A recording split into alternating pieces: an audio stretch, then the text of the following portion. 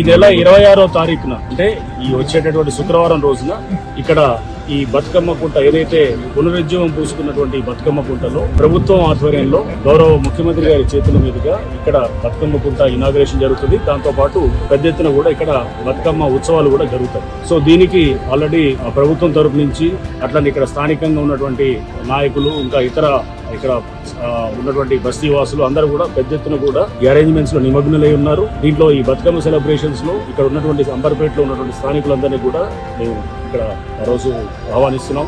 And ఈ బతుకమ్మ కుంట అనేది మీరు చూస్తే గనక ఏప్రిల్ 24వ తారీఖున ఇక్కడ పూజతోటి స్టార్ట్ చేయడం జరిగింది. అప్పుడు ఇది ఒక మొత్తం ఎట్లా ఉండేనంటే ఇదంతా మొత్తం చెత్తతోటి డమ్ చేయబడ్డటువంటి ఒక యార్డ్. సో మొత్తం చెత్తతోటి ఉండి ఇదంతా మొత్తం కంపల్లు చెట్లు ఇదంతా ఉండి మొత్తం ఇక్కడ గాంజాయి తాగేది ప్లస్ ఇట్లా అంతా ఎక్కడ చూసినా మందు బాటిల్లు చెత్త అంతా ఉంది. మీకు మొత్తం ఇక్కడ వాసన వస్తుండే అన్నట్టు, ఎందుకంటే డంపింగ్ గ్రౌండ్ ఉండే.